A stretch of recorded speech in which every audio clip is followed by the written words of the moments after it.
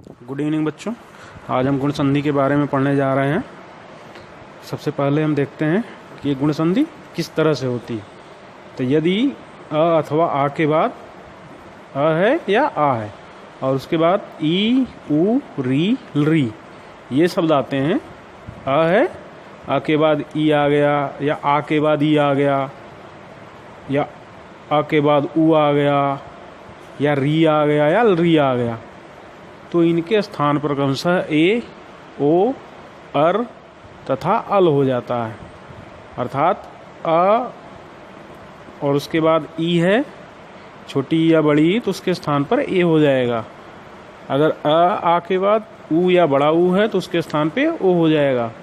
और आ के बाद री है तो उसके स्थान पे अर हो जाएगा। और यदि या आ के बाद री है तो उसके स्थान पे अल हो जाएगा। तो चलिए अब इसके उदाहरण देखते हैं। उदाहरण से हमें अच्छी तरह से समझ में आएगा। जैसे हमारा शब्द है गण जमा ईशः। अब गण में हम देखते हैं कि ड़ के अंत में अ है, ईशः के शुरू में ई है, बड़ी। तो अ और ई मिलकर के क्या हो जाएगा? ए हो जाएगा। तो हमारा शब्द बन जाएगा गणेशः। इसी तरह से महा ईशः महेशः, देव ईशः देवेशः। अब हम वो वाले उदाहरण देखते हैं।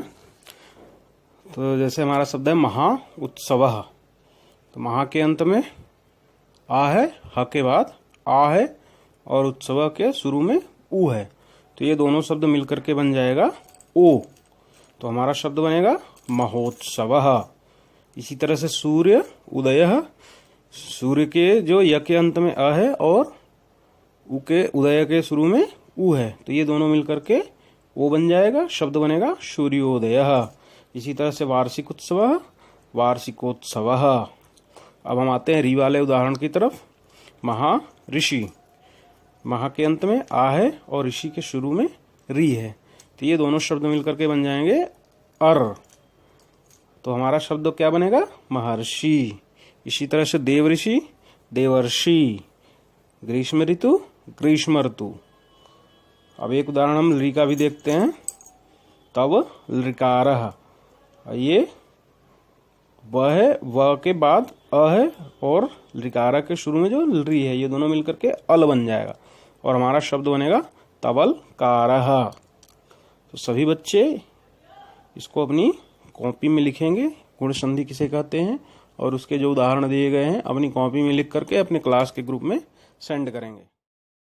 गुण संधि के बाद हम आते हैं यण संधि की तरफ। तो सबसे पहले हम देखते हैं कि यण संधि में क्या परिवर्तन होता है, किस तरह से होती है। तो यदि ई उ री के बाद असमान स्वर आए तो ई के स्थान पर य, उ के स्थान पर व, री के स्थान पर र और री के स्थान पर ल हो जाता है। अब असमान स्वर क्या है कि यदि ई के बाद ई आ जाता है तो ये समान स्वर हो गया। तो अगर समान स्वर आएगा तो क्या हो जाएगा? अकह सवर्ण दीर्घ से दीर्घ संधि हो जाएगी। समान वर्ण हो गया दोनों तरफ तो वो बड़ा हो जाएगा, दीर्घ हो जाएगी। जैसे हिमालय पढ़ा था हमने, हिमालय। लेकिन अगर असमान स्वर आता है, मतलब ई के बाद ई ना आकर के कोई दूसरा स्वर आता है, उ के बाद उ ना आकर के कोई दूसरा स्वर आता है, री के बाद री ना आकर के कोई दूसरा स्वर आता है, तो इनके स्थान पर क्रमशः य व र ल हो जाता है। अर्थात ई को य, उ को व, री को र और री को ल हो जाता है। अब हम इनके उदाहरण देखते हैं।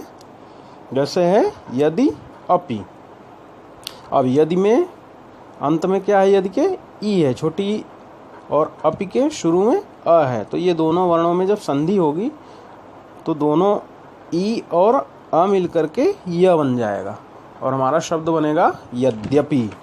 इसी तरह से इति आदि। इसमें भी वही कहानी है, छोटी ई है इति के अंत में और आदि में आ है, बड़ा, तो दोनों मिल करके यह बन जाएगा, शब्द हमारा बनेगा इत्यादि। इसी तरह से प्रत्येकम प्रत्येकम। आते हैं उ की तरफ। उ और आ।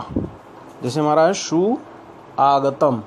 अब सु छोटा उ है और आगतम में आ है, तो ये दोनों मिल करके हमारा क्या बनेगा? उ को व हो जाता है, तो ये व बन जाएगा, हमारा शब्द बनेगा स्वागतम।